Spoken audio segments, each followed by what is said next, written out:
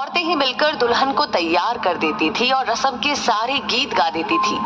तब डीजे अनिल और डीजे सुनील जैसी चीजें नहीं होती थी और ना ही कोई ऑर्केस्ट्रा वाले फूहड़ गाने। गांव के सभी चौधरी टाइप के लोग पूरे दिन काम करने के लिए इकट्ठे रहते थे। हंसी ठिठोली चलती रहती और समारोह का कामकाज भी। शादी ब्याह में गांव के लोग बारातियों के खाने से पहले खाना नहीं खाते थे, क्योंकि ये घरातियों की इज्जत का सवाल होता था। गांव की महिलाएं गीत गाती जाती और अपना काम करती रहती। सच कहूं तो उस समय गांव में सामाजिकता के साथ समरसता होती थी। खाना परसने के लिए गांव के लड़कों का गैंग समय पर इज्जत संभाल लेते थे।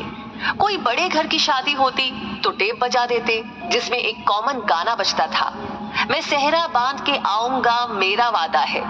और दूल्हे राजा भी उस दिन खुद को किसी युवराज से कम न समझते। दूल्हे के आसपास नाव हमेशा रहता, समय समय पर बाल झाड़ते रहता था कंघी से, और समय समय पर काजल पाउडर भी पोत देता था ताकि दूल्हा सुंदर लगे। फिर दोबारा का चार होता, फिर शुरू होती पंडित जी की महाभारत जो रात भर चलती रहती। फिर कोहबर होता, और ये वो रस्म है जिसमें दूल्हा दुल्हन को अकेले में 2 मिनट बतियाने के लिए दिया जाता। लेकिन इतने कम समय में कोई क्या खाक बात कर पाता। सवेरे खिचड़ी में जम के गारी गाई जाती, और यही वो रस्म है जिसमें दूल्हे राजा जेम्स बॉन्ड बन जाते। हम नहीं खाएंगे खिचड़ी। फिर उनको मनाने कन्या पक्ष के सब जगलर टाइप के लोग आते। अक्सर दूल्हे की सेटिंग अपने चाचा या दादा से पहले ही सेट रहती थी, और उसी अनुसार आधा घंटा की पौन घंटा रिसियाने का क्रम चलता, और उसी से दूल्हे के छोटे भाई सहबाला की भी भौकाल टाइट रहती। लगे हाथ वो भी कुछ न कुछ और लहा लेता।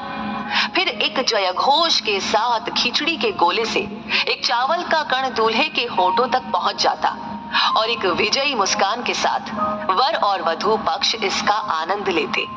उसके बाद अचर धरुवा, जिसमें दूल्हे का साक्षात्कार वधू पक्ष की महिलाओं से करवाया जाता, और उस दौरान उसे विभिन्न उपहार प्राप्त होते जो नगद और श्रृंगार की वस्तुओं के रूप में होते।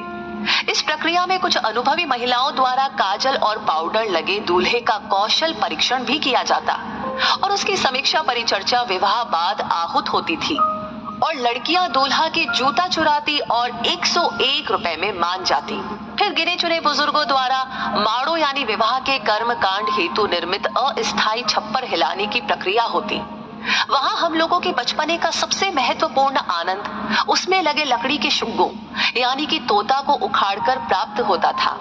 और विदाई के समय नकद नारायण कड़ी कड़ी 10 रुपए की नोट, जो कहीं 20 रुपए तक होती थी, वो स्वर्गिक अनुभूति होती कि कह नहीं सकते। हालांकि विवाह में प्राप्त नगद नारायण माताजी द्वारा आठाने से बदल दिया जाता था।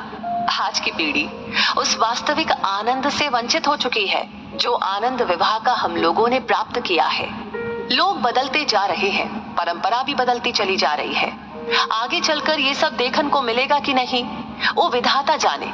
लेकिन जो मजा उस समय में रहा, वो मजा अब धीरे धीरे विलुप्त हो रहा है। वैसे आप क्या कहेंगे इस बारे में?